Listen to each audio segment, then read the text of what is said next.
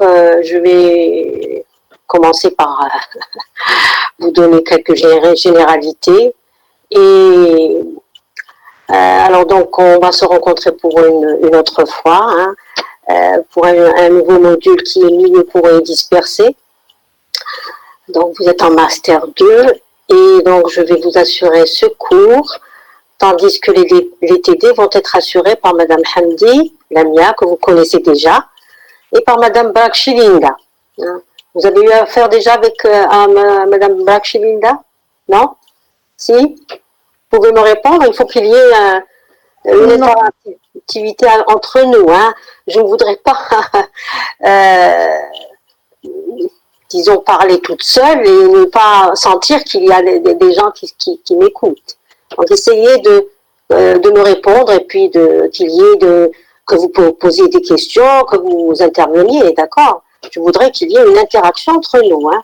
Il ne faudrait pas que ce soit uniquement moi qui parle et je ne sais pas, est-ce que vous comprenez, est-ce que vous ne comprenez pas. Donc, j'attends de vous une réaction, d'accord? Voilà. Donc, donc c'est moi qui vais assurer le cours sur la plateforme dans un premier temps et on verra par la suite en présentiel. Maintenant, je vais vous présenter... Madame Peppa, pardon, je vous interromps. Les étudiants, ils n'arrivent pas Ils n'ont pas l'accès. Vous devez les accepter. Ah, d'accord. Alors, voir qui... Accepter. Tout accepter, vous pouvez faire ça.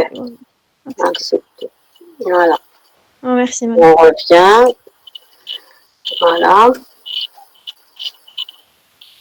Donc, je vais vous présenter d'abord le programme de cette matière, du module de milieu poreux et dispersé. Alors, normalement, je dis bien normalement, parce que vous savez que nous commençons bien avec beaucoup de retard et nous n'avons pas beaucoup de séances devant nous. En plus, les séances qui sont prévues en présentiel, leur durée c'est 1 heure au lieu de 1h30. Donc, le temps qui est donné à ce cours qui est très, très volumineux et puis assez divers en point de vue matière, eh bien, le temps qui nous est imparti est très, très insuffisant. Bon, moi, je vous donne le programme et je vais essayer de vous donner l'essentiel de l'essentiel. Alors, dans un premier chapitre, alors les annotations, ici, je ne sais pas comment, les annotations, voilà.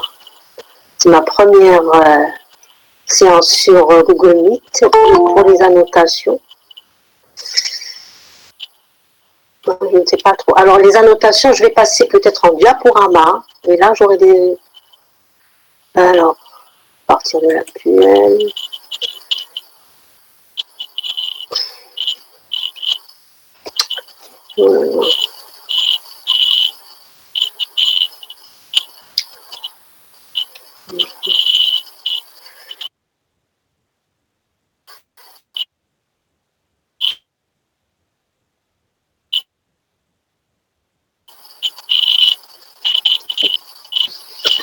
Vous arrivez à voir, s'il vous plaît, vous me répondez?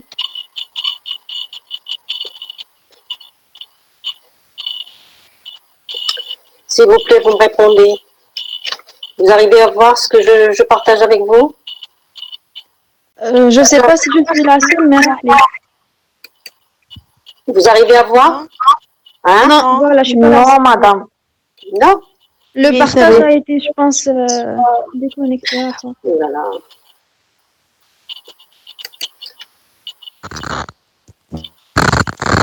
Vous ne voyez rien? Moi, j'ai sur mon écran la diapo. Vous ne voyez rien? Non, madame, il n'y a rien. Oh là là. Donc, j'arrête le diaporama et je ne pourrai pas noter. Donc, est-ce que vous voyez la chose? Là, vous voyez maintenant?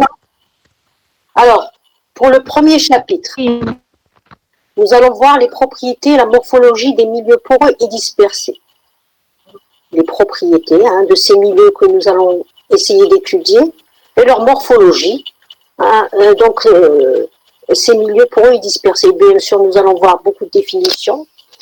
Et je vais vous montrer aussi beaucoup de photos, etc., de telle manière à ce que vous compreniez comment sont constitués ces milieux poreux et dispersés. Une fois qu'on aura bien compris comment sont constitués ces milieux, parce que dites-vous bien que jusqu'à présent, vous avez vu les milieux où il n'y a qu'une seule phase. Maintenant, nous allons voir des milieux où il y a au moins 2 phases. Hein. Et donc, nécessairement, ce sera un peu plus compliqué que d'habitude. Et ensuite, dans un deuxième chapitre, une fois qu'on aura bien cerné tout ce qui est propriété et morphologie de ces milieux, nous allons nous intéresser au mouvement des particules dans un fluide. Et quand on dit bien sûr un fluide, ça peut être un gaz comme ça peut être un liquide. Nous allons écrire des équations, nous allons aussi voir qu'il y a des modèles qui sont proposés pour décrire ces mouvements. Alors, Madame, pardon, qu'il y a une étudiante qui veut rentrer, pardon, est-ce que vous pouvez l'accepter? C'est très particulier. Merci. Alors, tout accepter. Alors. C'était pas le cas pour Webex, on n'avait pas ce problème. Peut-être qu'il y a une sorte de paramètre pour accepter tout le monde sans aller faire l'aller-retour chaque fois, mais j'ignore comment faire. Mais il faudra que j'apprenne à manipuler cette plateforme. Parce que le département nous avait bien dit qu'on pouvait encore travailler avec Webex. C'est pour ça que je vous ai envoyé l'invitation sur Webex. Je l'avais testé, ça avait marché. Mais là, c'est à ma grande surprise, voilà, ça ne marche pas. Donc, je reviens à l'intitulé du deuxième chapitre. Nous allons donc voir le mouvement des particules dans un fluide. Et comme je l'ai dit, ce fluide peut être un liquide comme il peut être un gaz.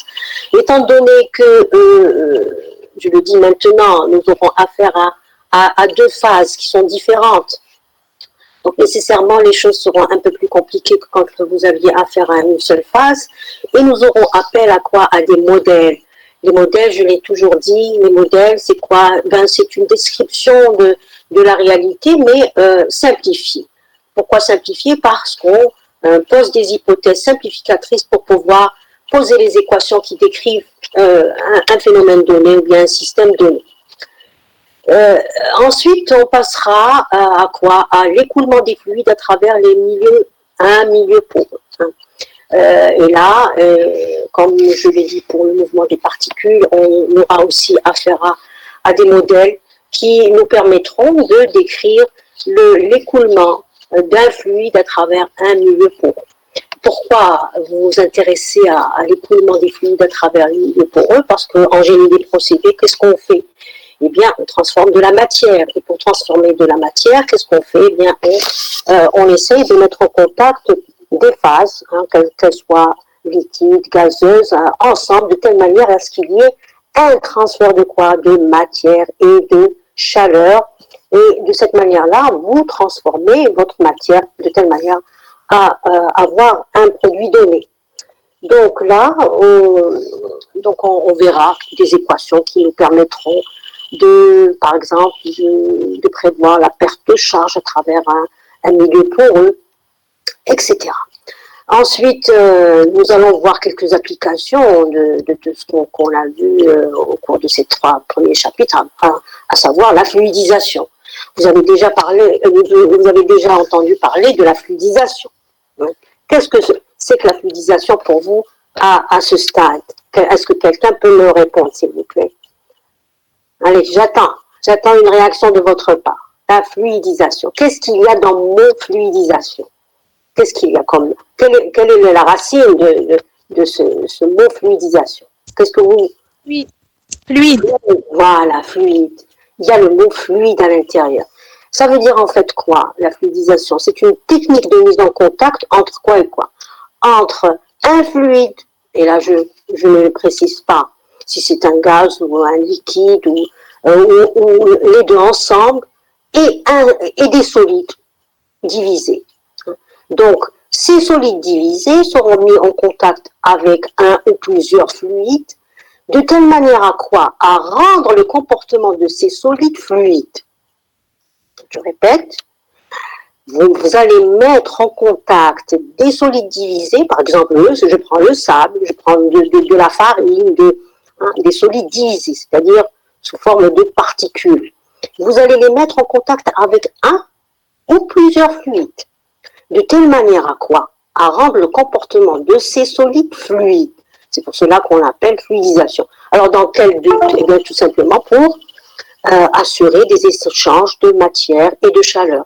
Par exemple, vous voulez sécher. Vous avez des solides humides. Madame, pardon de vous déranger encore une fois, mais on a encore des étudiants à accepter. Je suis désolée. C'est la première séance. Je vais tout accepter aujourd'hui parce que là, je suis un peu en faute. Hein, on est tous en faute, désolée, d'accord. Merci. C'est la première séance, hein, donc, je reviens à cette technique qui est très importante en génie chimique. Hein. Elle permet de faire d'assurer des transferts de matière et de chaleur d'une manière avec un très bon rendement. Les échanges de chaleur et de matière se font avec un rendement très important lorsque nous utilisons cette fameuse technique de mise en contact qui est la fluidisation. Donc là aussi, nous allons voir quels sont bien sûr les avantages, les inconvénients, et bien sûr, nous allons poser certaines équations pour décrire cette technique de mise en contact. Si on a le temps, je viens de dire, si on a le temps, nous allons voir quelques notions sur la sédimentation. La sédimentation, c'est quoi? Nous avons donc, par exemple, un liquide chargé de particules, et nous voulons quoi? Eh bien, nous voulons débarrasser ce liquide chargé de particules des particules solides qui sont à l'intérieur. Et donc, qu'est-ce qu'on va faire? Eh bien, on va essayer de laisser les particules sédimenter sous l'effet de la pesanteur. Et là, on verra qu'il y a plusieurs cas qui peuvent se présenter. Et ces cas-là dépendent de la concentration des particules solides dans les effluents liquides considérés.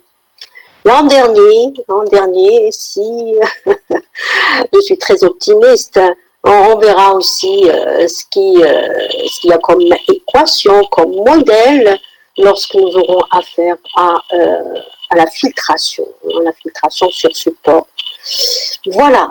Alors, donc les 6 chapitres qui sont prévus dans le programme de cette matière, qui est milieu poreux dispersé, c'est un programme très ambitieux parce que chaque chapitre, il y a beaucoup de matière dans chaque chapitre et on essaiera ensemble de prévoir, pardon, excusez-moi. Alors, on essaiera de faire le maximum. Maintenant, je donne toujours dans mes cours, pendant la première séance, tout ce qui est référence bibliographique. Vous arrivez à voir, s'il vous plaît, vous me répondez.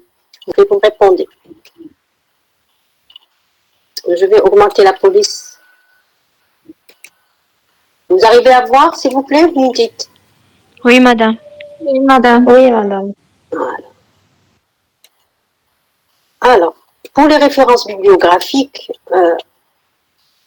je vais revenir. Ensuite, alors, ce que je vous présente comme références bibliographiques, alors je vais les numéroter. Alors, bon, là, je vous présente la 7 références. Je ne vous demande pas aujourd'hui de prendre des notes. Hein. Essayez d'écouter. Enfin, ça c'est un cours très particulier. Là, on essaie d'apprendre à communiquer ensemble. La prochaine fois, vous essayerez de prendre des notes. Alors, donc là, regardez, jusqu'à la 4e référence, hein, alors, jusqu'à la 4e référence, je les ai écrites en gras. Alors, pourquoi? Parce que ce sont les principales références que je vous conseille pour améliorer, bien sûr, approfondir vos connaissances pour cette matière. La première référence, c'est le Coulson Richardson, ce sont les auteurs du deuxième volume d'une série, c'est Chemical Engineering. Je vous l'ai déjà conseillé pour les opérations unitaires. C'est un ouvrage très important en génie des procédés et vous pouvez trouver beaucoup de notions, aussi bien sur le plan théorique que sur le plan pratique, à savoir des exercices résolus et puis des applications aussi. Vous avez le deuxième ouvrage qui est Rotz. Rotz, c'est le nom de l'auteur, c'est Introduction to Particle Technology, qui a été édité dans l'édition Wiley 2008. C'est un ouvrage magnifique, où il y a tout. Il y a le côté théorique comme le côté application avec des exercices résolus, etc. Magnifique comme ouvrage.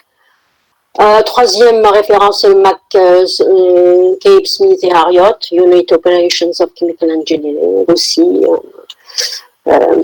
En définitive, vous voyez que je vous propose des ouvrages d'opération unitaire. Pourquoi? Parce que la sédimentation est aussi une opération unitaire. La filtration est aussi une opération unitaire. D'accord? Donc, vous voyez, c'est pour ça qu'on retrouve des ouvrages d'opération unitaire dans cette matière qui est... il y a encore des gens qui veulent arriver, c'est ça? Oui, Sonia Draghi, s'il vous plaît, voilà. Voilà. Merci. Donc, voilà, les plus importants, parmi les plus importants, vous avez le Kuhn et Levenspiel, ce sont les deux auteurs de quoi? De Fluidization Engineering. C'est un ouvrage qui a été écrit donc par ces deux auteurs uniquement sur la fluidisation. Donc, Madame, vous pouvez visionner. Pardon?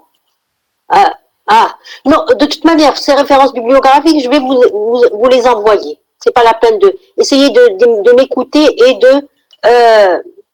maintenant, si vous voulez que j'agrandisse, il n'y a pas de problème. Alors, que j'agrandisse, pas la main. Non. Non. Je n'arrive pas à zoomer.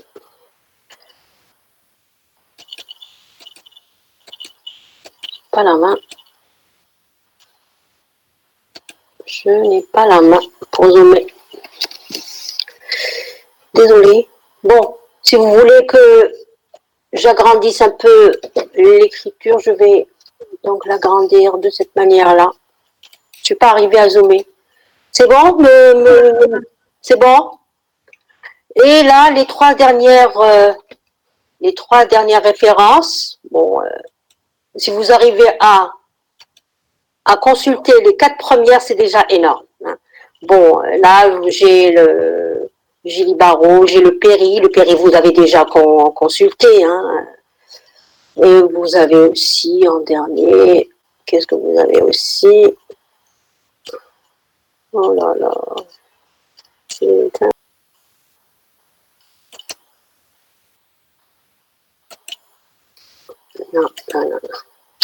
Non. Oui, il faudrait que j'apprenne à faire des annotations. Non. Bon, nous allons voir des définitions. Qu'est-ce que c'est qu'un milieu dispersé? Qu'est-ce que c'est un milieu poreux? Nous allons voir qu'il y a plusieurs sortes de milieux dispersés et donc plusieurs types de dispersion. Nous allons nous intéresser, puisque nous avons affaire à des milieux poreux, nous allons définir ce que c'est que la porosité, ce que c'est qu'une surface spécifique. Pour les milieux poreux, c'est quoi une tortuosité? Nous allons aussi parler des dimensions des grains pour les milieux poreux, parce que les milieux poreux sont constitués de grains Et étant donné que les milieux sont poreux, donc nécessairement, il y a des pores, puisque nous avons parlé de porosité. Et dans un deuxième temps, nous allons nous intéresser, bien sûr, à comment sont constitués ces milieux poreux. Et donc, nous allons voir la morphologie des grains. Et bien sûr, étant donné qu'il y a plusieurs grains, donc nécessairement, ils sont empilés. Comment donc sont empilés ces grains? Nous allons voir quelques propriétés des solides. Nous allons aussi voir comment on broie de la matière solide, comment on la crible et comment on la tamise. Nous allons voir qu'il y a une différence entre le criblage et le tamisage. Le tamisage, vous avez déjà entendu parler du tamis. Le couscous, quand on le roule, on utilise des tamis. Eh bien, pour donner une dimension à vos grains, vous êtes obligé d'utiliser des tamis. Bien sûr, ce n'est pas les tamis qu'on utilise pour rouler le couscous, mais ce sont des tamis normalisés qu'on utilise au laboratoire. Voilà en gros ce que nous allons voir dans le premier chapitre. Alors, sans plus tarder, nous allons commencer par donner des définitions de ces milieux. Alors, un système composé de deux phases,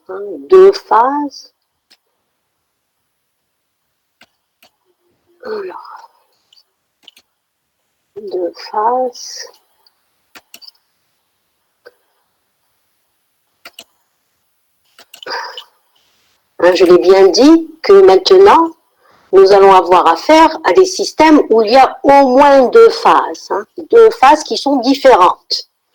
Alors, un système qui est composé de deux phases, il sera caractérisé par quoi? Par sa structure et sa texture. Ce sont deux choses qui vont donc caractériser notre système que nous voulons étudier. Maintenant, qu'est-ce que c'est que la structure? La première des caractéristiques de ce système. Eh bien, elle représente quoi? La composition cristalline de chacune des deux phases. La composition chimique. Et elle représente donc la composition chimique et cristalline de chacune des deux phases. C'est en fait quoi? C'est comment sont distribués les atomes qui constituent une phase par rapport à l'autre. D'accord?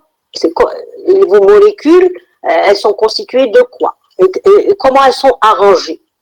Donc, c'est ça ce qui représente la structure donc de notre système. C'est comment sont arrangées les molécules entre elles et les atomes pour nous donner notre milieu. Maintenant, c'est quoi la texture? La deuxième caractéristique. Elle représente quoi? Elle représente la disposition géométrique d'une phase par rapport à l'autre. Parce que nous avons deux phases, mais comment elles sont arrangées l'une par rapport à l'autre. Donc, il y a la composition chimique et cristalline, et il y a comment sont disposées ces deux phases l'une par rapport à l'autre. La première, c'est la structure, et la deuxième, c'est la texture. Eh bien, nous, qu'est-ce qu'on va voir comme application pratique de ces deux dispositions? Eh bien, nous avons deux systèmes. Il y a le système dispersé, ou dispersion. Voilà. Parmi ces deux, donc, définitions des deux caractéristiques des deux phases. Et il y a le milieu poreux. À partir de cette caractérisation, nous pouvons faire ressortir deux applications. C'est le système dispersé ou dispersion, et le milieu poreux. D'accord? Donc nous allons voir maintenant ce que c'est qu'une dispersion ou ce que sont les dispersions, parce qu'il y en a plusieurs. Et bien sûr, nous allons aussi définir ce que c'est qu'un milieu poreux. D'accord? Voilà. Donc maintenant, c'est quoi une dispersion? Nous allons lire la définition ensemble. Une dispersion est composée de deux phases distinctes. Deux phases distinctes, c'est-à-dire deux phases qui sont différentes. L'une des phases est assimilable à un fluide continu, qui est la phase fluide. Donc vous voyez qu'il y a une phase qui est fluide et elle est continue. Et l'autre phase est discontinue et répartie sous forme d'éléments de volume distincts qu'on appelle la phase dispersée. Donc, pour une dispersion, j'ai combien de phases distinctes? Il y a deux phases distinctes. L'une est fluide et elle est comment? C'est important. Continue. Et l'autre, elle est comment? Elle est discontinue. Voilà ce qu'il faut retenir. L'une, elle est continue et elle est fluide. Et l'autre, elle est comment? Elle est discontinue. Et c'est elle qu'on appelle la phase dispersée. Maintenant, nous allons voir qu'il y a plusieurs, d'après cette définition, il y a plusieurs dispersions. Je prends la phase continue. On a dit la phase continue, elle est comment? Elle est fluide. La phase continue, elle est fluide. Et parmi les fluides, qu'est-ce que j'ai? Le fluide, il peut être quoi? Gazeux ou liquide. Et maintenant, la phase dispersée, on nous a dit qu'elle est discontinue et on nous a rien dit. Donc, elle peut être comment? Elle peut être gaz, liquide ou solide. Vous suivez avec moi, s'il vous plaît? S'il vous plaît? Une petite réponse? Oui, Madame Sophia, un étudiant qui s'appelle Zaki, apparemment, il a été renvoyé de la séance. Prendre les définitions de départ. La dispersion, qu'est-ce qu'on nous a dit? Il y a deux phases distinctes. Deux phases distinctes, c'est-à-dire elles sont différentes. L'une des phases est assimilable à un fluide continu. Fluide. Nécessairement, elle est fluide. C'est la phase continue. Et l'autre, elle est comment? Elle est discontinue. Elle est discontinue et répartie sous forme d'éléments de volume distincts, qu'on appelle la phase dispersée. Maintenant, je vais considérer la phase continue. Qu'est-ce qu'on nous a dit pour la phase continue? Elle est comment? Elle est comment? Elle est fluide. Et parmi les fluides, qu'est-ce qu'il y a? Le fluide, il peut être quoi? Il peut être un gaz ou un liquide. On est d'accord? Vous arrivez à suivre, s'il vous plaît? Vous me répondez? Oui, madame. Oui, madame. Oui, madame. Maintenant, la phase dispersée, est-ce qu'on nous a dit qu'il faut nécessairement qu'elle soit fluide ou nécessairement qu'elle soit solide? Non. Donc, on nous a rien dit. Donc, cette phase dispersée, elle est soit gazeuse, liquide ou solide, les trois. Donc, je vais voir combien il y aura de sortes de dispersion. Est-ce que si j'ai un gaz, avec un gaz, ce sera une dispersion? Répondez-moi. La première phase est gazeuse et la deuxième est gazeuse. Est-ce que ça, c'est une dispersion? Non, madame. Non, exactement. Non. Pourquoi? Parce qu'on nous a dit que les phases, elles sont comment? Distinctes. Distinctes. Elles sont distinctes. D'accord? Donc, nous ne pouvons pas avoir une dispersion en mélangeant un gaz avec un gaz. Quand vous mélangez deux gaz, eh bien, vous aurez un gaz mélange. D'accord? Ce ne sera pas une dispersion. Il faut que les deux phases soient distinctes. Maintenant, si j'ai un gaz avec un liquide, est-ce que c'est une dispersion? Oui ou non? Un gaz que je mélange avec un liquide, est-ce que c'est une dispersion? Répondez-moi. Les deux phases sont distinctes. Oui. Une phase liquide Oui, et une madame. phase distincte. Oui, donc puisqu'ils sont c'est une différents. dispersion. Oui. Si je mélange un gaz et un solide, est-ce que c'est une dispersion? Oui. Oui, c'est une dispersion. Si j'ai un liquide et un gaz, ça y est, on a dit que un gaz est liquide. Maintenant, un liquide et un liquide, est-ce que c'est une dispersion? Non, madame, la même phase. Non. Si les deux, Si, madame, c'est une si dispersion. les liquides sont immiscibles, si les deux liquides sont Oui. si je mélange Oui, de l'eau et de l'huile, hein, et je mélange bien, qu'est-ce que j'aurai? J'aurai une dispersion. 2 phases. Ben oui, 2 phases. Là, il faut préciser qu'il faut que ces deux liquides soient immiscibles. D'accord? S'ils sont miscibles, ce ne sera pas une dispersion. Ce sera une phase liquide tout simplement. Maintenant, liquide et solide. Liquide ou solide aussi, si je mélange un liquide et un solide, ce sera une dispersion aussi. Un liquide où je mets des particules, des fines particules à l'intérieur. Ah ben, ce sera une dispersion aussi. D'accord? Donc, si je compte le nombre de combinaisons possibles, hein, je vais avoir 5 combinaisons possibles. Pourquoi pas 6? Parce qu'on a éliminé celle qui consiste à mélanger un gaz avec un gaz. Parce que là, vous avez 2, gaz et liquide, et là, vous avez 3. Normalement, on aurait pu avoir 6. 6 combinaisons. Mais on a enlevé celle où on a mélangé un gaz avec un gaz. Donc, ça peut pas. On peut avoir uniquement combien de combinaisons? 5 combinaisons. Ça va jusque-là? Vous avez compris la notion de dispersion. Hein? Donc, il faut toujours avoir 2 phases distinctes. Et nécessairement une phase continue fluide.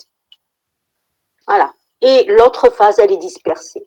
Elle est dispersée sous forme de petits éléments. Maintenant, nous allons voir justement chacune de ces dispersions et je vais vous donner des exemples pour que vous puissiez comprendre ce que c'est que ces différentes dispersions. Donc là, j'ai les différentes dispersions. Je vais commencer par la première. La nature de la phase continue, eh bien, elle est liquide. La nature de la phase dispersée, elle est solide.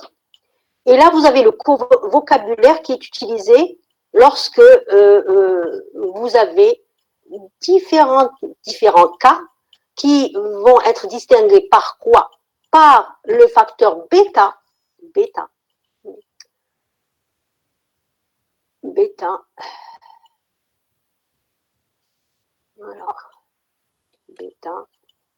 Alors, ce facteur bêta, c'est quoi? Eh bien, c'est le pourcentage de quoi? Du volume dispersé sur le volume total. Parce qu'on a dit que nous avons notre système où il y a une phase continue et une phase dispersée. Ils sont ensemble. Moi, je prends le tout, la globalité. Donc, il y a un volume qui est occupé par la phase dispersée et il y a un volume qui est occupé par la phase continue. On est d'accord? Maintenant, le volume total, c'est quoi? C'est le volume de la phase dispersée plus le volume de la phase continue. Maintenant, si je prends quoi? Le rapport entre le volume de la phase dispersée sur le volume total, eh bien, ce sera le fameux facteur bêta. Alors, bêta, c'est un pourcentage volumique. Et en fin de compte, il représente quoi? Eh bien, il représente là, disons, le pourcentage de volume occupé par la phase dispersée. Entre guillemets, c'est une concentration de la phase dispersée dans mon système. Si la phase dispersée est, par exemple, solide, ce sera la concentration solide dans la phase fluide.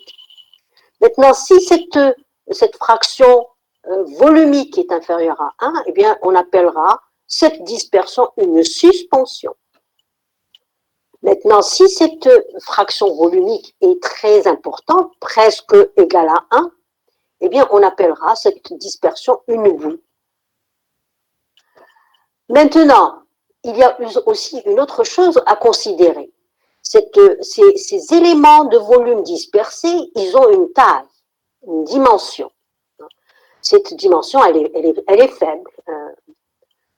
Lorsqu'elle est supérieure à 0,1 micron, ce sera une suspension. Lorsque la dimension de ces éléments dispersés est inférieure à 0,1 micron, eh bien, ce sera une boue. La boue, c'est la boue que vous avez, par exemple, lorsque vous allez dans une station d'épuration d'eau, vous voyez des eaux très chargées en particules solides, eh bien, c'est des boues. Et pourquoi leur concentration, elle est importante en quoi? En phase dispersée, la phase dispersée qui est solide. Vous avez aussi, lorsque cette dispersion, disons la taille des éléments dispersés est encore très petit, on appelle cette dispersion une dispersion colloïdale. Les colloïdes sont de très petites particules invisibles à l'œil nu en suspension dans un liquide. Ces particules sont suffisamment légères pour ne pas sédimenter. C'est ça ce qui caractérise donc ce qu'on appelle une dispersion colloïdale. Elles ne sédimentent pas. Pourquoi? Parce qu'elles sont très petites et généralement elles sont très légères. Donc voilà le différent vocabulaire qui est utilisé lorsque nous avons une dispersion constituée par quoi? Par une phase continue qui est liquide et par une phase dispersée qui est solide. Là, je vous ai présenté quelques photos de dispersion. Liquide et solide. Ici, qu'est-ce que vous reconnaissez? C'est la photo que j'ai là, ici, s'il vous plaît. Qu'est-ce que vous reconnaissez? La photo ici, c'est quoi? C'est le sang humain, le sang. On a des globules rouges, qui constituent la phase dispersée du sang. Ici, j'ai quoi? J'ai une photo d'une station d'épuration d'eau où nous avons des effluents très chargés en particules solides. Et là, c'est lorsque vraiment c'est très très concentré. Les boues, il y a peu de liquide et beaucoup de solide. Et là, ce sont des peintures. Les peintures constituent aussi ce qu'on appelle des dispersions. Ça va jusque-là, s'il vous plaît? Vous me répondez? Oui, madame. Oui. Un autre type de dispersion où la phase continue est liquide et l'autre phase dispersée est aussi liquide, mais comment? Non miscible.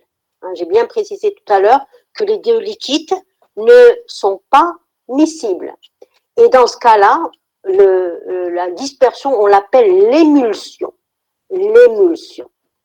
Alors, la dimension des dispersions, des éléments de volume dispersés, c'est de l'ordre du nanomètre. C'est très très petit. Et comme exemple pratique, là, qu'est-ce que je vous ai... c'est un verre de lait. Là, c'est quoi? C'est une mayonnaise. Là, c'est alors, le lait de vache constitue une dispersion où ce sont deux liquides immiscibles qui sont, disons, mélangés. Donc, voilà, pour cette... je ne m'attarde pas plus longtemps que ça. Vous commencez à comprendre le principe. Maintenant, une autre dispersion où nous avons quoi? Un liquide en présence d'un gaz. Le nom de cette dispersion, alors lorsque le bêta est très inférieur à 1, on parlera d'un bouillon, et lorsque bêta est voisin de 1, c'est-à-dire que si bêta est voisin de 1, ça veut dire quoi? Qu'il y a beaucoup de gaz, dans le liquide. Et là, on parlera de mousse. Mousse, voilà. Là, je vous ai donné une photo où il y a d'un côté ici beaucoup de gaz, donc c'est une mousse. Et là, il y a un peu moins de gaz, donc vous voyez que les bulles de gaz sont un peu plus dispersées. On arrive à voir la phase continue qui est liquide. Là aussi, on arrive à voir la phase continue qui est liquide et la phase gazeuse dispersée. D'accord? Encore un autre exemple. Pardon. Là, lorsque nous avons une phase continue qui est gazeuse, et la phase dispersée, elle peut être soit liquide, soit solide. Alors, nous avons, lorsque la concentration où bêta est proche de 0, hein, ça veut dire quoi? Ça veut dire qu'il y a quoi? Qu'il y a peu de liquide dans le gaz. Et les dimensions des éléments dispersés, alors lorsqu'ils sont inférieurs à 0,1 micron, on parlera de brouillard. Ben, le brouillard, ici, je vous ai représenté donc une photo d'un temps où il y a un brouillard. Le brouillard, c'est quoi? C'est des petites particules de liquide qui sont dans l'atmosphère. Et donc, c'est une dispersion. On parlera aussi de nuages aussi, d'aérosols. Par contre, lorsque les éléments dispersés ont un diamètre supérieur à 0,1 micron. Maintenant, si au lieu d'avoir un liquide dans le gaz, j'ai des particules solides, et là, la concentration, elle est voisine de 50%, on parlera de suspension de poussière ou bien de fumée. Ça dépendra de la taille des particules. Donc, les fumées, eh ben, c'est quoi? Ben, ce sont des dispersions. Il y a quelqu'un aussi qui arrive, c'est ça? C'est ça? Voilà. Est-ce que vous avez saisi la différence entre les différentes combinaisons? Et bien sûr, j'ai essayé de vous donner des exemples en vous montrant des photos de dispersion. Essayez de me répondre, s'il vous plaît. Est-ce que je peux avancer? Ça va? Oui, madame. Oui, madame, ça va. Alors, quelle est la conclusion de tout ça? Quelle est la conclusion? Quelle est la conclusion? Qu'est-ce que vous pouvez me dire à propos de ces dispersions? Il y en a beaucoup, hein? Je vous ai présenté des photos de ces différentes dispersions. On voit qu'elles sont un peu partout. On est entouré de dispersions. Oui ou non? Que ce soit dans l'air, que ce soit parmi les produits qu'on utilise, parmi les... Oui ou non? Est-ce que vous partagez mon avis? Hein? Oui, madame, c'est Oui. Très bien. Donc, en fin de compte, et donc, quelle est la conclusion? Leur étude est quoi? Est très importante. Oui ou non? On les trouve partout, ces dispersions. Et bien sûr, leur étude et leur mise en équation elle sera plus compliquée. Pourquoi? Parce qu'il y a au moins 2 phases et elles sont distinctes. D'accord? Alors, donc nous avons dit que ce qui caractérise notre phase dispersée, c'est ce fameux facteur bêta. Ce fameux facteur bêta que nous avons défini comme étant égal à quoi? Au volume de la phase dispersée sur le volume total. Alors, en définitive, on peut distinguer en gros 3 cas. Alors, lorsque bêta est très petit, c'est-à-dire inférieur à 5%, on a généralement affaire à un brouillard. On dit que les globules ont peu d'influence les uns par rapport aux autres. C'est le cas du mouvement d'une particule dans un milieu infini. Alors, ça veut dire quoi quand la concentration est très petite? Ça veut dire que les éléments dispersés sont loin les uns des autres. Et au point de vue interaction, est-ce qu'il y a des interactions? Est-ce que les interactions sont importantes lorsque la concentration est faible? Répondez-moi. Non, madame. Non, madame. Non. Madame, il y a la distance. Ça nous amène à simplifier les choses dans nos équations. C'est-à-dire qu'on peut, on peut supposer qu'un élément dispersé est tout seul et on va voir comment il va se comporter dans la phase continue. Voilà ce qui nous intéresse, nous, quand la concentration est faible. Ça veut dire qu'on peut, on peut considérer un élément et puis on s'intéressera uniquement à un élément et on va voir comment il va se mouvoir dans un fluide et on va dire que on a affaire à uniquement une particule qui est dans un milieu infini. Et ça, c'est important pour nous, pour les équations, pour l'écriture des équations. Maintenant, Et ça, c'est un cas particulier, malheureusement. Hein. Maintenant, si bêta est plus grand, c'est-à-dire supérieur à 5%, il s'agira des émulsions ou des boues. Maintenant, vous savez ce que c'est qu'une émulsion, vous savez ce que c'est qu'une boue. Ah, et là, au point de vue interaction, il y aura des interactions. Pourquoi? Parce que les éléments dispersés sont comment? Ils sont proches les uns des autres. Ils peuvent quoi? Eh ben, ils peuvent interagir entre eux. Il peut y avoir des chocs qui vont avoir des incidences sur leur mouvement et sur leur vitesse, bien sûr. Maintenant, l'autre cas extrême, c'est lorsque bêta est voisin de 1, c'est-à-dire supérieur à 95%, c'est le cas où nous avions dit que ce sont des mousses. Eh bien, la phase continue n'est plus constituée que de lames minces qu'on appelle lamines. Voilà. Donc voilà les trois cas qu'on peut, disons, considérer pour les dispersions. Et donc vous voyez que ce facteur bêta est important à considérer. Hein. Il faut connaître ce facteur bêta pour pouvoir poser nos équations, parce que c'est lié à l'interaction de ces éléments dispersés. Ça va jusque-là? Je peux continuer de cela pour les dispersions. Maintenant, nous allons nous intéresser aux milieux poreux. Les milieux poreux. Les milieux poreux. C'est quoi? Eh bien, on va lire tout simplement la définition. On appelle milieu poreux tout système dont l'une des phases est à la fois solide et continue. Retenez ça. Retenez ça. Solide et continue. Donc, il y a nécessairement une phase comment? Solide. Et elle est continue.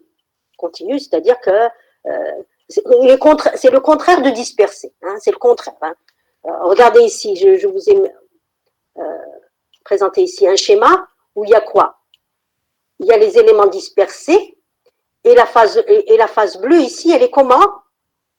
Elle est comment la phase bleue ici? Elle est continue, la phase bleue. Pourquoi? Elle occupe tout le volume. Et ce qui vient la gêner, c'est quoi? C'est ces petits éléments qui sont dispersés. Donc, la phase continue est solide. Et l'autre phase, parce que nous avons dit que nos systèmes, il y a au moins deux phases. Donc ici, il y a une phase continue qui est solide, et l'autre phase occupe le volume poreux et peut être soit continu, soit dispersé. Je répète la définition. On appelle milieu poreux tout système dont l'une des phases est à la fois solide et continue. Donc nécessairement, dans le milieu poreux, vous avez une phase continue. Une phase solide. Ce qui n'était pas le cas pour les dispersions. Vous avez vu que pour les dispersions, on pouvait avoir quoi? On pouvait avoir deux phases où il n'y a pas de solide. Quand on a parlé de quoi? Deux phases, une gazeuse et l'autre liquide, ou bien deux liquides. Liquide non miscible. Voilà. Ici, nécessairement, pour le milieu poreux, vous avez la phase solide. Maintenant, l'autre phase, elle peut être fluide, et elle occupe le volume poreux, ou bien elle peut être dispersée. Alors, on va voir donc maintenant des exemples. Alors, ce milieu poreux, il peut soit être constitué par un empilement de grains mécaniquement indépendants. Ce sont des grains solides, mécaniquement indépendants, c'est-à-dire c'est comme vous avez par exemple le sable, le gravier, hein, ils ne sont pas soudés. Hein, ce sont des particules solides qui sont indépendantes. Hein, vous pouvez les séparer facilement. Par exemple le sable, par exemple le gravier, du riz, hein, ce sont des éléments solides qu'on peut séparer. Donc, on parlera de quoi? D'un système désagrégé ou pulvérulent. Un système désagrégé, hein, ça veut dire quoi? Ça veut dire que mes particules solides, elles ne sont pas soudées. ou pulvérulent. Pulvérulent, ça vient de quel mot? Quelle est la racine de pulvérulent? Pulvérisé.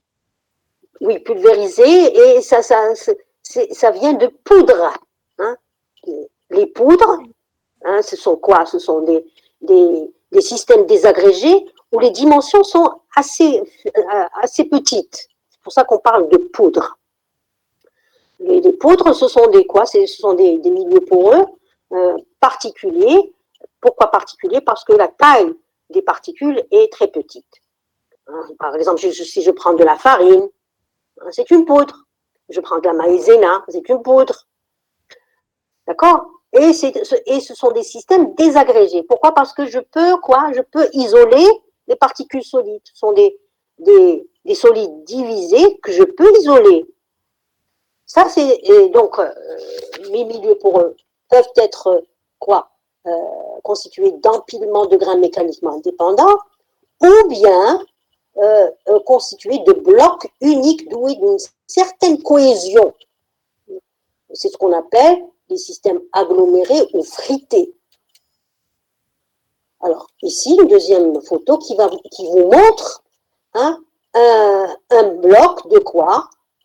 C'est un milieu poreux, vous voyez qu'il y a des orifices, il y a des trous, mais par rapport au premier exemple, les solides sont comment? Constituent un agglomérat. Hein, vous ne pouvez pas, disons, dissocier les particules solides. C'est un ensemble aggloméré, d'accord? Mais les deux, ce sont des milieux comment?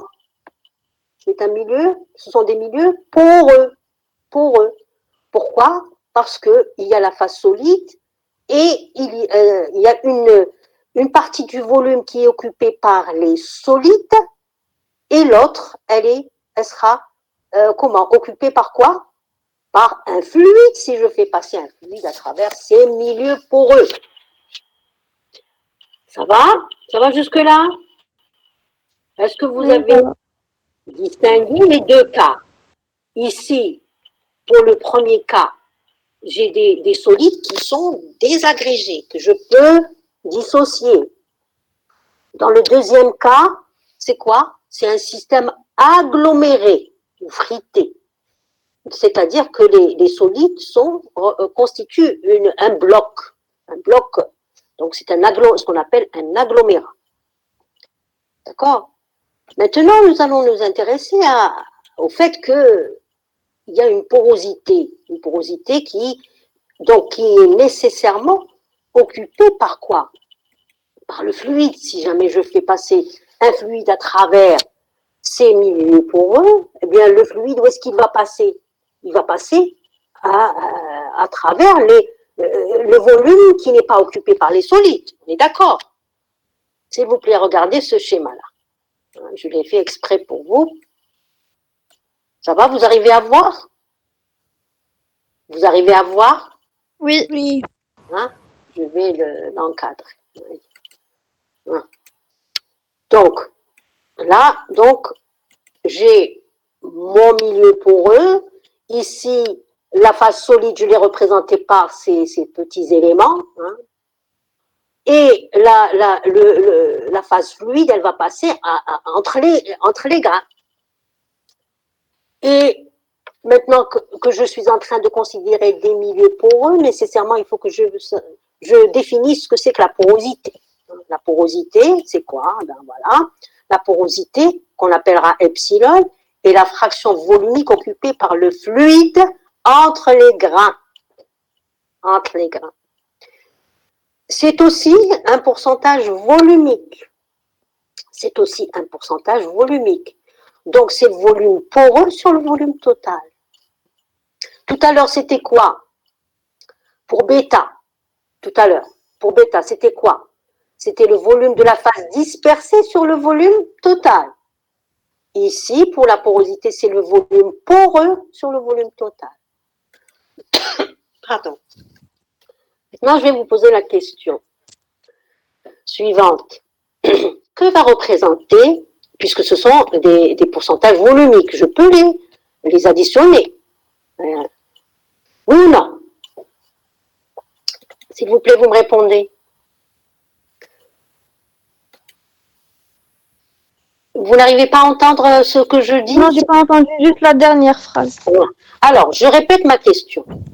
Tout à l'heure, nous avions bêta. Bêta qui est égal à quoi? Le volume dispersé sur le volume total. Maintenant, nous avons epsilon qui est égal au volume poreux sur le volume total. Ici aussi, j'ai une dispersion. Hein? Regardez, les éléments sont dispersés dans la phase continue. Hein? Vous voyez. Ici, dans ce cas, hein, si je m'intéresse à quoi? Si je m'intéresse à la somme de epsilon plus, allez, epsilon plus bêta.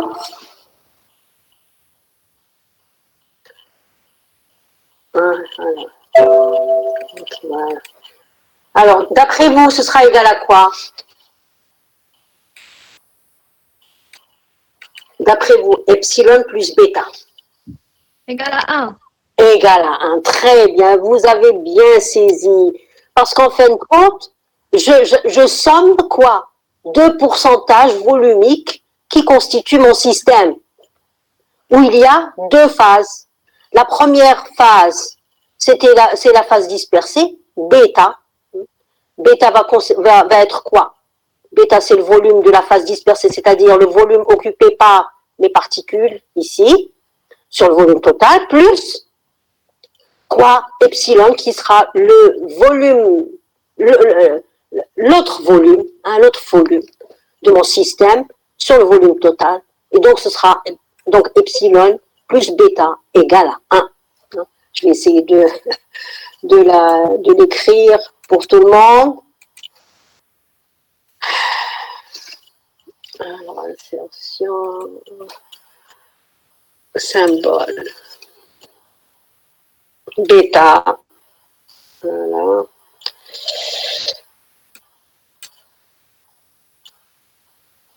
Insérer, et epsilon,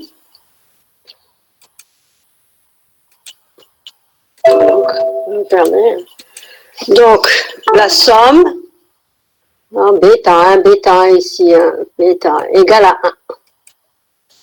Égale à 1.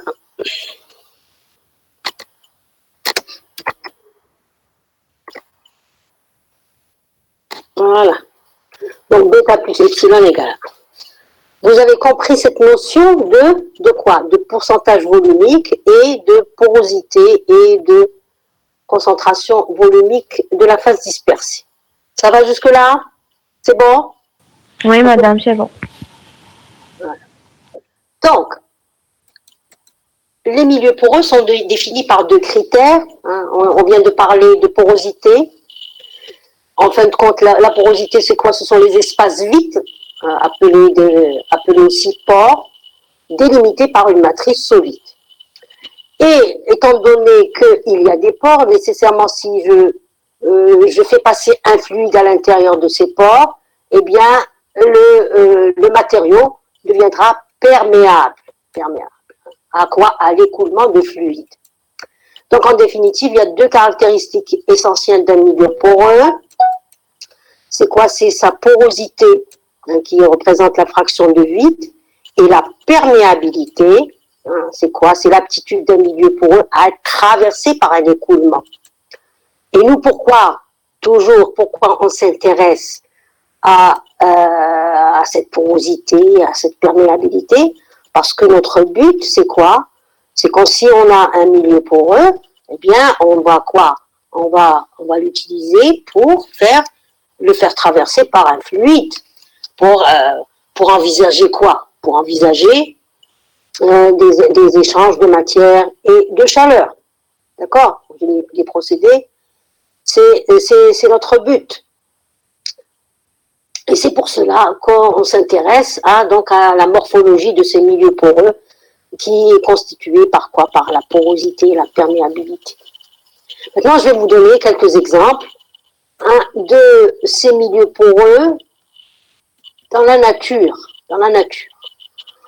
Alors, dans la nature, les roches sont des milieux naturels qui sont dotés de quoi? De porosité et de perméabilité.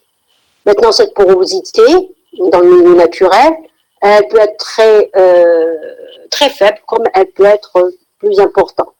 Par exemple, le granit, vous savez ce que c'est que le granit? Le granit.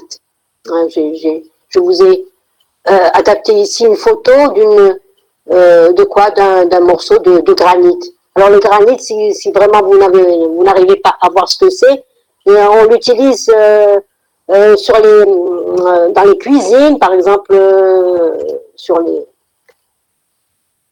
les plans de travail. Hein. Et qu'est-ce qu'il a comme particularité, le granit? C'est qu'il est, comment? Il présente une très faible porosité. Ça va jusque-là, s'il vous plaît? Vous m'entendez? Vous arrivez à me suivre? Essayez de réagir, s'il vous plaît. Oui, madame. Voilà, le granit. Et d'ailleurs, il est assez cher. Par rapport au marbre, le marbre, hein, aussi est un milieu poreux. Il présente une porosité plus importante que le granit. Et la porosité est supérieure à 2%. Vous avez comme autre roche, les roches volcaniques qui présentent une porosité très importante, à peu près 60%. Vous avez les schistes argileux entre 10 et 25%. Le grès qu'on utilise aussi pour les éléments de cuisine, etc., entre 10 et 45%. Donc voilà quelques petits exemples de milieux poreux naturels. Maintenant, vous pouvez aussi avoir des milieux poreux, artificiels aussi. Hein. Alors, artificiel, on peut donner comme exemple le béton. Hein, donc, les milieux poreux artificiels, le béton, hein, c'est un milieu poreux, de porosité variant entre 6 et 10%. Vous avez le papier filtre qu'on utilise au niveau des laboratoires, le papier filtre, qui est très absorbant, hein, sa porosité est de 80%. Hein. Et c'est pour ça qu'on l'appelle papier filtre, c'est parce que il peut nous filtrer, c'est-à-dire il nous retient les particules solides et il nous laisse passer le fluide qui est généralement une phase liquide. Vous avez le verre frité aussi, qui est un milieu poreux artificiel. Le verre frité, hein, je vous ai ici représenté une photo de verre frité sous forme de grains. Et là, je vous ai représenté aussi un élément de verrerie, hein, qu'on utilise au niveau de nos laboratoires.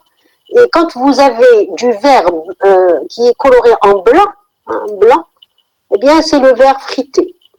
C'est-à-dire, en fait, au cours de sa conception, il n'a pas été traité de la même manière que le verre transparent. Hein. Ça, c'est au niveau de sa conception, la variation de température au cours de sa conception n'a pas été la même que pour la production du verre tout court. Mais c'est toujours du verre, mais il est blanc, il est frité. Pourquoi? Parce qu'il est poreux. Alors que le blanc, le transparent, il n'est pas poreux. Pourquoi? C'est au cours de sa conception, on a fait varier la température de sa conception de telle manière à le laisser, à laisser du vide entre les grains et de telle manière à lui donner une certaine porosité. C'est ce qu'on appelle le verre frité. Voilà donc quelques exemples de quoi? De milieux poreux artificiels. C'est artificiel, c'est-à-dire contrairement au naturel.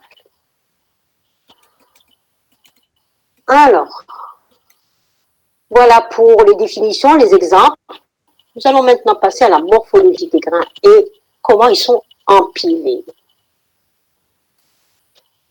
Alors, si on considère les particules solides, hein, qui nécessairement peuvent soit rentrer dans une dispersion ou bien constituer un milieu poreux. Voilà. Donc, nous avons des particules solides qu'on veut caractériser.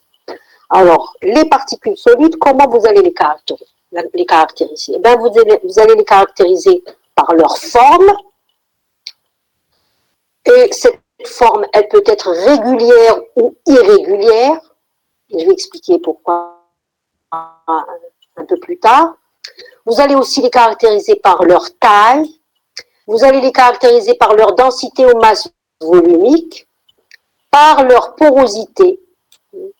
Nous avons parlé de la porosité entre les grains, mais il peut y avoir une porosité à l'intérieur des grains. Je vais développer tout ça un peu plus. Alors, vous allez aussi les caractériser par leur surface. Hein, leur surface, est-ce qu'elle est lisse, est-ce qu'elle est rugueuse, etc. Donc voilà les grandes caractéristiques des particules solides que nous allons voir ensemble. Hein. Ici, donc je vous ai présenté ici une photo d'un tas de quoi, de matériaux de construction, hein, le gravier, du sable, etc. de différents. Ils peuvent avoir donc, ça peut être de différentes natures, et donc leurs caractéristiques sont différentes. La taille des grains est différente, la densité, la forme, etc., et leur surface, etc. Mais vous, pour caractériser vos solides, vous devez bien sûr savoir comment déterminer toutes ces caractéristiques. Voilà. Alors, on va commencer par un cas très simple. On va commencer par le cas d'une particule unique, une seule particule. On a affaire à une seule particule.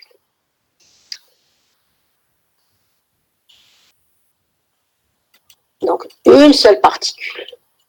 Et on va s'intéresser à une particule unique, et sa forme, elle est comment? Elle est régulière. Régulière, ça veut dire quoi? Ça veut dire que je peux, disons, déterminer ces dimensions d'une manière très simple, par calcul. Et parmi les formes régulières, on peut avoir un cylindre plein. On peut avoir un cylindre creux. On peut avoir une sphère. On peut avoir un cube. Voilà ce que c'est qu'une forme régulière. Et ça peut constituer donc votre milieu poreux. Donc il y a plusieurs grains, par exemple plusieurs cylindres pleins, et des petits cylindres pleins que vous avez, et vous devez donner les caractéristiques de votre matière solide, de vos solides divisés. Ils peuvent être donc pleins, ils peuvent être creux. Vous pouvez aussi avoir des sphères, vous pouvez avoir des cubes, etc. Donc là, c'est vraiment les formes régulières les plus simples qui peuvent exister. Et la forme là, encore la forme la plus simple, c'est la sphère. C'est la sphère, pardon, ici je les ai regroupés. C'est la sphère. On verra pourquoi plus loin. Comme forme régulière, ici, je vous ai choisi une photo de quoi? Ce sont des comprimés. Les comprimés, c'est des médicaments. Hein, ce sont disons des sphères aplaties qui peuvent constituer votre milieu poreux. Par exemple, vous avez aussi ici, vous avez alors des éléments de quoi ici? Est-ce que quelqu'un peut me dire c'est quoi ça? On a déjà vu ça. Est-ce que quelqu'un peut me dire c'est quoi ça? Allez, j'attends votre réponse. S'il vous plaît. S'il vous plaît. Allez. Il y a quelqu'un avec moi? Plateau. Hein, c'est quoi ça? Anorrachique, anolessique, anopale, sel de berle, sel interlox. Où est-ce que vous avez vu ça? Dans quel cadre vous avez vu ça? Garnissage. Voilà, c'est très bien. Ce sont des éléments de garnissage. Ce sont des éléments. Alors ça, c'est les plus simples, hein, les anorrachiques. Les anorrachiques, c'est quoi? Ce sont des cylindres creux. Les anolessiques, c'est quoi? C'est des cylindres creux avec une barre au milieu. Les anopales, ils ont une forme un peu plus compliquée. Hein, donc, ce sont des anneaux qui présentent des orifices. Et à l'intérieur aussi, il les sels de Berle et les sels anicalox, ce sont des formes un peu plus élaborées. Donc, vous venez de me dire, ce sont des éléments de garnissage, qu'on met dans les colonnes, hein, dans les colonnes garnies, pour prévoir, par exemple, une opération d'absorption. Oui ou non? S'il vous plaît, réagissez, je sais qu'il est tard, mais hein, une opération d'absorption, c'est quoi? On fait passer quoi? Quoi? Un liquide à contre-courant de quoi? D'un gaz. Hein? Et à l'intérieur de la colonne, on met quoi? Ben, ce sont ces éléments qui permettront de quoi?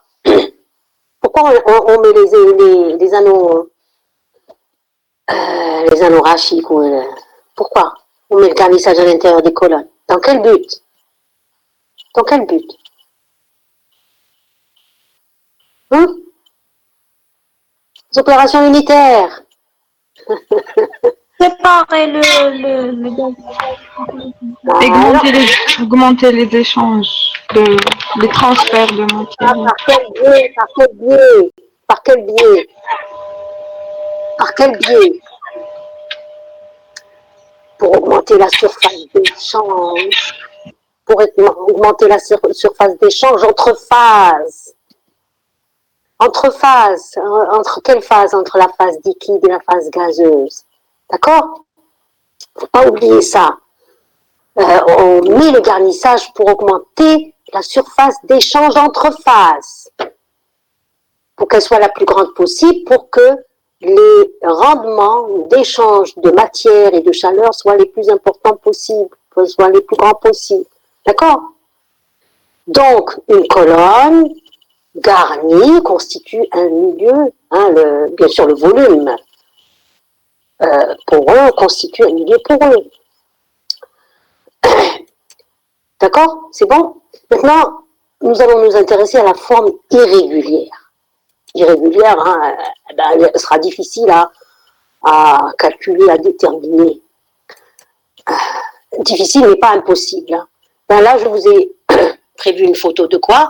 Hein, des lentilles, des bouts de cannelle, des feuilles de laurier, tout ça, ça représente des éléments de solide et de forme irrégulière. Ici, c'est plutôt une photo de quoi?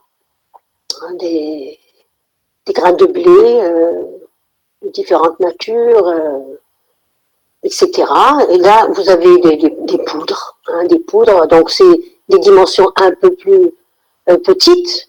Par exemple, vous avez, j'ai parlé de farine, d'épices, etc. Tout ce qui est poudre, ça peut constituer donc un milieu poreux.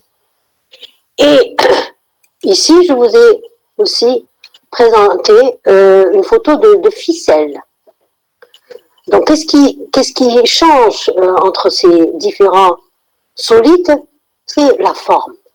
Hein, la forme, et elle est irrégulière. D'accord? Et justement, il faut caractériser nos solides au point de vue forme. La forme est aussi importante à considérer. Maintenant, puisque nous avons parlé de forme, hein, et bon, la forme régulière, c'est simple. Pour la caractériser, on peut calculer, par exemple, la surface, le volume pour les formes régulières. Ce qui est difficile, c'est pour les formes irrégulières.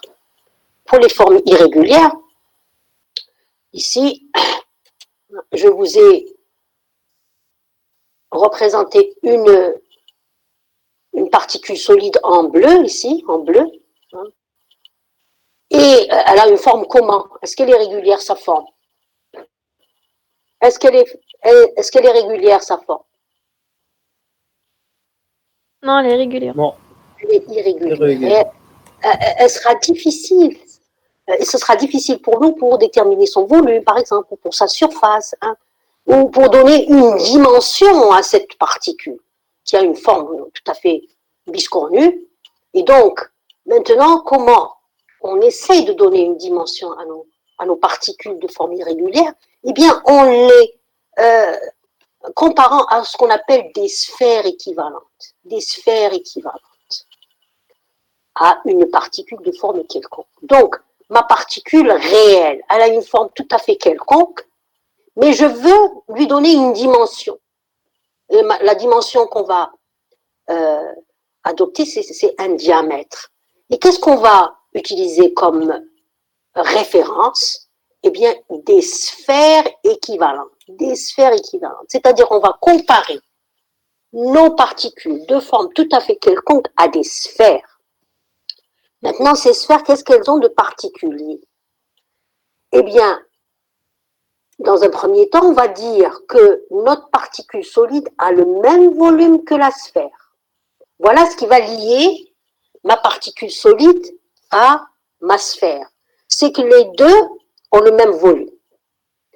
Maintenant, si elles ont le même volume, ma sphère, je connais son diamètre. Et donc, je vais donner la dimension de la sphère qui a le même volume que mon grain. À quoi? À mon grain, qui a une forme tout à fait quelconque. Là, j'ai considéré le volume, mais je peux considérer aussi la surface, je peux considérer aussi la surface spécifique, etc. Et donc, j'aurai plusieurs sphères. J'aurai la sphère qui a le même volume, j'aurai la sphère qui a la même surface extérieure, et j'aurai la sphère qui a la même surface spécifique. Alors, vous allez me dire pourquoi nous avons choisi de comparer nos particules à des sphères. Bien parce que la sphère, c'est la forme la plus idéale. Pourquoi? Parce que lorsque vous mettez deux sphères l'une à côté de l'autre, il n'y a qu'un seul point de contact. Je répète, pourquoi nous avons choisi de comparer nos particules de forme quelconque à une sphère, c'est parce que lorsque nous avons deux sphères, qu'on va les mettre en contact l'une à côté de l'autre, eh bien, il n'y a qu'un seul point de contact. Et là, pour modéliser, quand il y a un empilement, parce que là, on est en train de voir le cas le plus particulier, le plus simple. On a affaire à une seule particule. Mais en réalité, quand j'ai un ensemble de grains, est-ce qu'on n'a qu'une seule, est-ce qu'on a qu'une seule sphère? Est-ce qu'on a une seule particule? Dans le cas naturel, dans le cas commun. Est-ce qu'on a quand on a un empilement de grains, est-ce qu'il y a qu'une seule particule? Non, et donc, ces particules-là, elles se touchent quand elles sont ensemble. Et donc, pour la modélisation, eh bien, il est plus simple de modéliser donc des particules sphériques. C'est pour ça qu'on compare donc nos particules de forme quelconque à des sphères. C'est la forme idéale. Si vous avez choisi des cubes, il n'y aura pas qu'un seul point de contact. Quand vous aurez deux cubes l'un à côté de l'autre, ce sera plus difficile de modéliser. D'accord? Maintenant, au point de vue dimension, nous allons nous intéresser à la surface externe du grain. Et on appellera la surface externe du grain A indice G. Nous allons aussi appeler V indice G, V indice G le volume du grain. Le grain qui est la particule. On parlera de grains, de particules. Et on va aussi considérer la surface spécifique du grain. La surface spécifique, c'est le rapport entre la surface extérieure sur le volume de notre grain. Voilà les trois grandeurs qui vont caractériser notre particule de forme quelconque. Maintenant, je vous ai bien dit qu'il faut donner une dimension à notre particule de forme quelconque. Comment? Eh bien, en la comparant à cette fameuse sphère. Comment? En considérant dans un premier temps le volume. J'ai mon grain ici, j'ai mon grain, et j'ai ma sphère équivalente. Qu'est-ce qu'elles ont de commun ces deux? Mon grain et cette sphère, ils ont le même volume. le même volume. Ça veut dire que ici, mon grain, il a été caractérisé par un volume que j'ai dit V indice G. Le grain, il est caractérisé par le volume V indice G. Ce volume-là, je peux le déterminer. Je peux le déterminer, je peux le connaître. Maintenant, la sphère, son volume, c'est quoi? Je peux le calculer par l'expression suivante. Hein? Le volume d'une sphère, je sais que c'est pi dv au cube sur 6. Alors ici, on va utiliser le diamètre et non pas le rayon. Si c'était le rayon, on aurait écrit quoi? Si c'était le rayon, on aurait écrit quoi? PR par R au cube. Non, 4 tiers de pi r au cube. 4 tiers. D'accord? Le volume d'une sphère avec le rayon, c'est 4 tiers de pi r au cube. Alors, maintenant, quand on utilise le diamètre, ce sera pi d indice V. Pourquoi d indice V? Parce que c'est le diamètre de la sphère qui a le même volume. C'est pour cela qu'on donne un indice V au diamètre. Et étant donné que je connais le volume de mon grain, donc je peux quoi? Je peux tirer la dimension ou le diamètre de ma sphère. dV, ce sera égal à quoi? À 6 Vg sur pi, bien sûr à la puissance 1 tiers. Et je dirais que dV, eh bien, c'est le diamètre de mon grain. Je peux donner la dimension à mon grain qui est dV. Pourquoi? Parce que j'ai comparé mon grain à quoi? À une sphère. Et qu'est-ce qui lie la sphère au grain? Ben, c'est le volume. C'est le même. Et je écrirai que Vg égale à quoi? À pi dv au cube sur 6. Pourquoi? Ici, Vg, c'est le volume du grain. Et pi dv au cube sur 6, c'est le volume de la sphère. Et de cette manière-là, j'ai pu tirer donc le dv que je vais attribuer, qui est une dimension que je peux attribuer au grain. Ça, c'est lorsque le volume est le même. Maintenant, je peux faire le même raisonnement pour le cas de la surface. J'ai toujours mon grain, le même. Et je connais sa surface extérieure. J'ai pu la déterminer. On verra plus loin si on a le temps. D'accord? J'ai pu déterminer donc la surface de mon grain, la surface extérieure. Et qu'est-ce qui lie cette sphère-là à mon grain? C'est que leur surface extérieure est la même. Ça va jusque-là, s'il vous plaît? Il y a une... Ça va? S'il vous plaît? Vous répondez. Alors, donc, qu'est-ce que je vais écrire? Comme je l'ai écrit pour le volume, je vais l'écrire pour les surfaces. Ici, mon grain est caractérisé par une surface que j'appellerai A indice G, la surface extérieure de mon grain. Je vais l'égaliser avec quoi? Avec la surface extérieure de ma sphère. J'écrirai pi ds carré, où ds, c'est le diamètre de la sphère équivalente. Et vous voyez bien que j'ai ici représenté une sphère avec un certain diamètre, et là, c'est un autre diamètre. C'est pas le même. Ici, ds va être égal à quoi?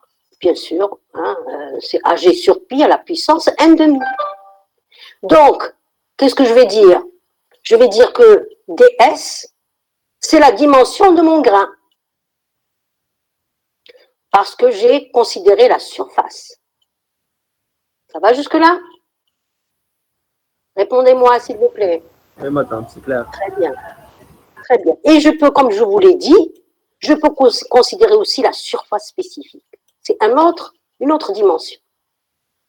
Alors, pour la surface spécifique, c'est un autre diamètre que j'ai appelé dg. dg. Et qu'est-ce qu'on a dit pour la surface spécifique? Pour la surface spécifique, on l'a appelé A indice G, petit a indice G. Ici, grand A, c'est pour la surface extérieure. Et petit a indice G, c'est la surface spécifique. Donc, c'est la surface extérieure sur le volume.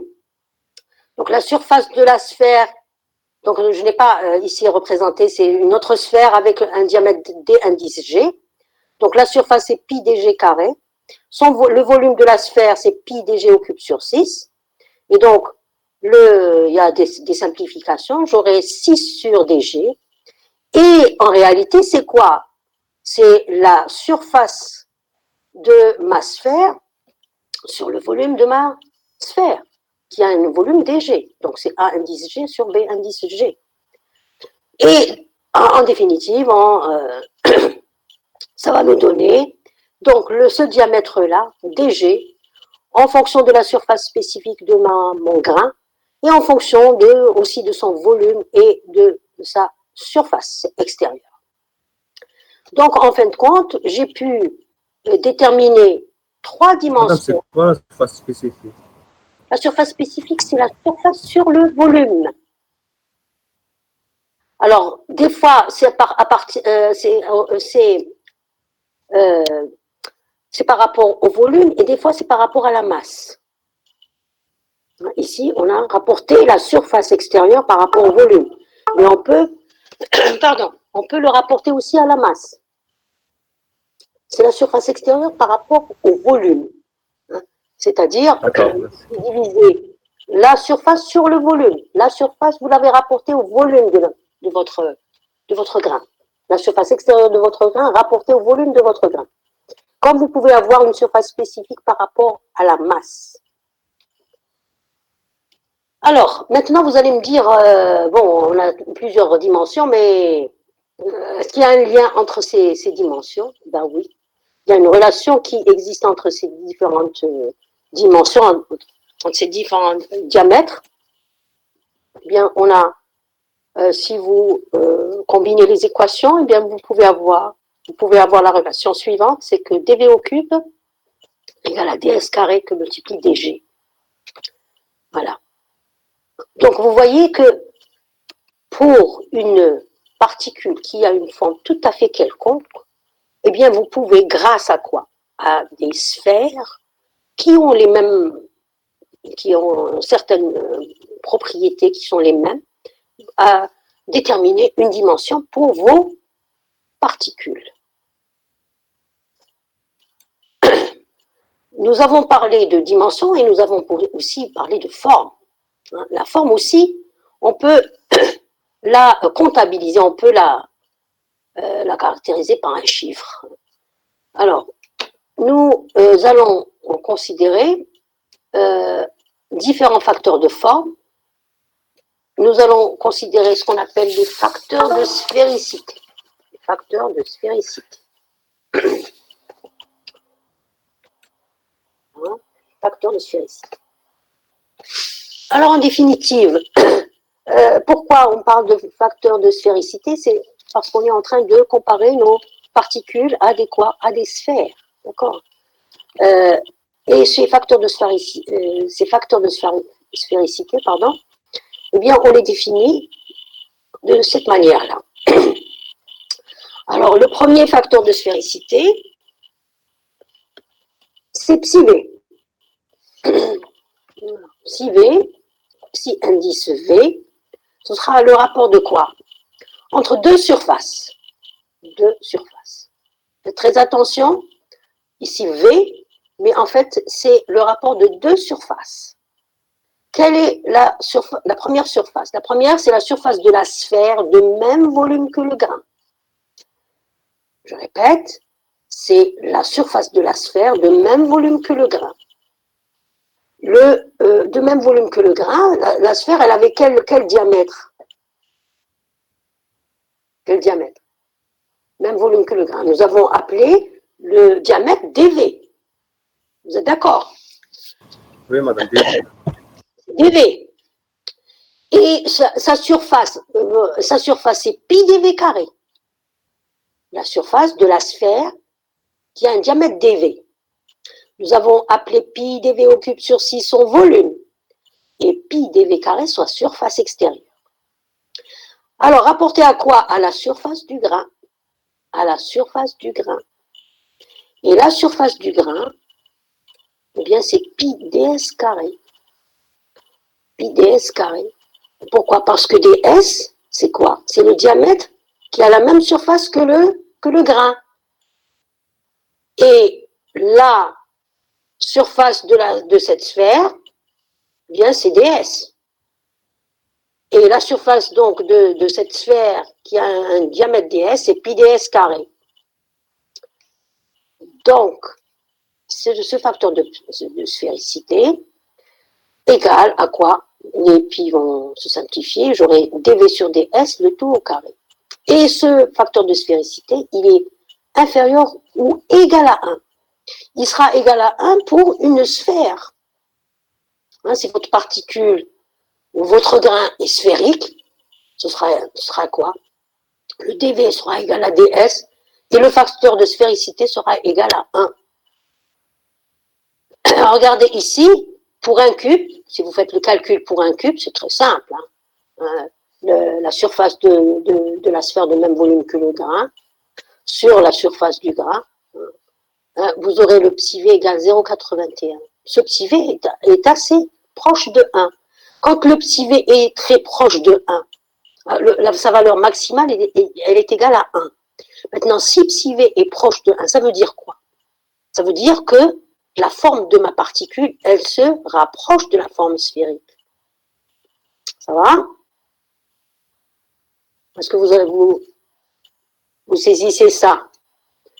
Je répète, le facteur de sphéricité psi v, il compare la surface de la sphère de même volume que le grain sur la surface du grain. Là, vous auriez pu aussi écrire AG. AG. J'ai pi dv carré, qui est la surface de la sphère de même volume que le grain, sur AG, ou bien pi ds carré. Et donc, ce facteur-là, il est inférieur ou à la limite égale à 1. Il sera égal à 1, bien sûr, pour les grains de forme sphérique. Maintenant, pour le cube, hein, je vous laisse retrouver ce résultat très, très simple à retrouver. Vous allez trouver psi v égale 0,81. Alors, donc, ici, le psi v, il est assez important. Ça veut dire quoi? Ça veut dire que la forme de mon grain, elle s'approche de quoi? De la forme sphérique. Maintenant, si elle est bien inférieure à 1, ça veut dire que la forme de mon grain elle est très loin de la forme sphérique. Ça va jusque-là? Je peux continuer, s'il vous plaît? Oui, madame. Très bien. Un autre facteur de sphéricité, parce qu'il y en a 3. Hein. Il y a 3 facteurs de sphéricité. Un autre facteur, c'est psi s, c'est le rapport de 2 volumes. Hein. Ici, regardez, psi v, c'est le rapport de 2 surfaces. Ici, psi s, c'est le rapport de 2 volumes. C'est le contraire de l'indice. Donc, ce sera quoi? Ce sera le volume de la sphère de même surface que le grain sur le volume du grain. Donc, je répète, il y a quelqu'un qui est parti. C'est le volume de la sphère de même surface que le grain. Donc, pi ds au cube sur 6. Sur quoi? Sur le volume du grain, hein, sur pi dv au cube sur 6. Et le 6 est parti. Et on aura donc pi ds au cube sur pi dv au cube. Donc, ds sur dv à la puissance 3. Et ce facteur de sphéricité, il est toujours supérieur à 1. Alors, pourquoi? Parce que généralement ds est supérieur à dv. Et c'est pour cela que ce facteur-là est supérieur à 1. Alors, pour un cube, si vous le calculez, vous trouvez 1,38. Il est supérieur à 1. Dernier facteur de sphéricité, c'est lorsque on compare donc la surface spécifique. Donc, c'est la surface de la sphère de même surface spécifique que le grain sur la surface du grain, ou vous pouvez aussi avoir le volume de la sphère de même surface spécifique que le grain sur le volume du grain. Et ce facteur-là, il peut être soit supérieur à 1 ou inférieur à 1. Voilà. Maintenant, pour un cube, toujours, hein, je vous ai donné les valeurs que vous pouvez retrouver très simplement. Hein. Le cube, il a une forme régulière et vous pouvez calculer très simplement tout ça. Alors ce facteur de sphéricité, il est de 0,53. Et généralement, vous allez me dire, qu'est-ce qu'on va utiliser dans tout ça, hein? généralement, qu'est-ce qu'on utilise? On utilise ce facteur-là, celui-là, psi-V. C'est lui qui nous dit de quelle manière la forme de notre particule est proche ou loin de la forme sphérique. Généralement, dans nos équations, c'est ce facteur de sphéricité que nous allons adopter. Est-ce qu'il y a des questions là-dessus, s'il vous plaît? Est-ce qu'il y a des questions, s'il vous plaît? Non, madame. En dernier, je vous laisse essayer pour vous entraîner, pour bien comprendre ces définitions, essayez de retrouver ces résultats. Alors là, comme pour les dimensions, ici aussi les facteurs de sphéricité, il y a une relation qui les lie. Psi v au cube égale à psi g égale à 1 sur psi carré. Et bien sûr, ce sont des facteurs qui n'ont pas de dimension. Et donc, généralement, on donne ces relations à retrouver en TD. Donc, toutes ces relations, vous aurez à les démontrer, Inch'Allah, en TD. Voilà. Maintenant, puisque je vous ai dit que généralement, c'est psi-V qui est utilisé, généralement, pour des matériaux concassés, ce psi-V, il est entre 0,60 et 0,80. Pour des matériaux arrondis, ça veut dire que c'est proche de quoi? De la forme sphérique. Et vous voyez que le psi-V est légèrement inférieur à 0,95, donc il est très proche de quoi? De la valeur 1. Et bien sûr, dans la littérature, vous allez pouvoir trouver ces facteurs de sphéricité pour différents matériaux, qui sont bien sûr connus, par exemple pour le sable, les différents sables, pour le charbon, pour là aussi pour le verre, etc. Voilà, les facteurs de sphéricité peuvent donc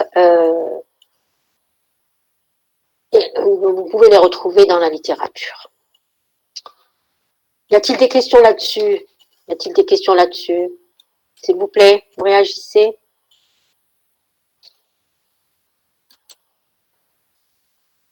Toujours au point de vue forme, toujours pour une particule unique. Lorsque les particules sont de forme très irrégulière, qui sont très loin aussi de la particule sphérique, il y a d'autres facteurs qu'on utilise aussi, c'est les facteurs d'allongement et d'aplatissement.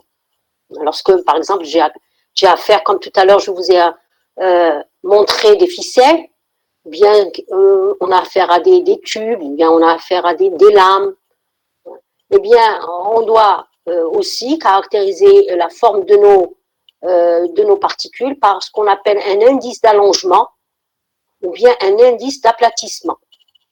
L'indice d'allongement, ce sera la largeur sur la longueur, et l'indice d'aplatissement sera l'épaisseur sur la longueur. L'épaisseur sur la longueur. D'accord? Donc, en fin de compte, le cube, c'est un cas très particulier. Là, le parallélépipède aussi, c'est un cas assez particulier. Maintenant, ce qu'on considère ici, et qui peuvent être donc caractérisés par un allongement et un aplatissement, eh bien, c'est le cas, par exemple, des plaques ou bien de tubes, d'accord?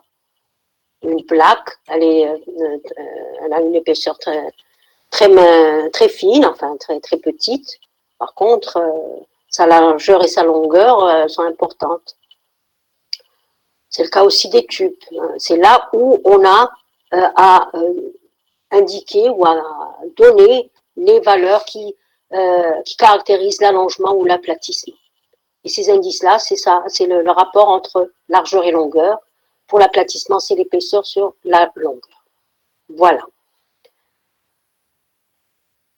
Je vais peut-être m'arrêter là. Et